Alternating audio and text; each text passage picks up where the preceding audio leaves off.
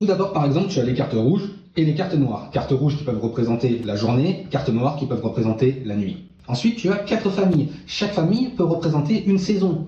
Le cœur pour la saison des amours, par exemple, donc le printemps.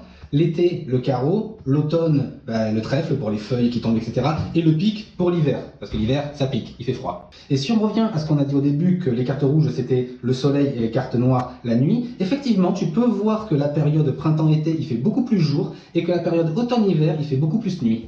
Si on regarde d'un petit peu plus près une saison, on peut s'apercevoir qu'il y a 13 cartes.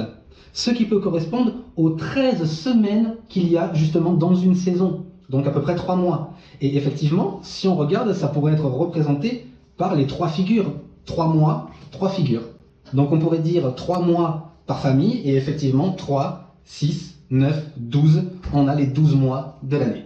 Ensuite, si on récupère chaque saison, donc de 13 semaines chacune, et qu'on les additionne, 13 semaines, plus 13 semaines, plus 13 semaines, plus 13 semaines, ça fait un total de 52. Effectivement, c'est le nombre total de cartes, 52, et donc le nombre de semaines qu'il y a dans une année. Ensuite, imaginons que nous devions calculer chaque point de toutes les cartes, donc de l'As jusqu'au 10, en sachant que Valet 11, Dame 12, Roi 13.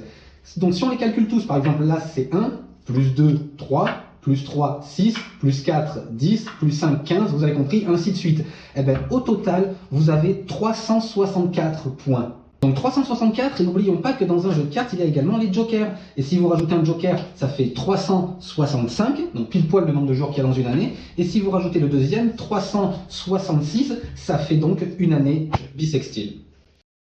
On pourrait dire que quand je laisse une carte en souvenir à quelqu'un, c'est comme si j'y avais donné une partie de mon temps. Mais c'est du temps qui a été transformé en sourire, qui a dégagé des émotions, où on a passé un bon moment, un moment qui a peut-être été même partagé, et ça va créer au fur et à mesure également du temps un souvenir. Donc je suis ravi de donner de mon temps.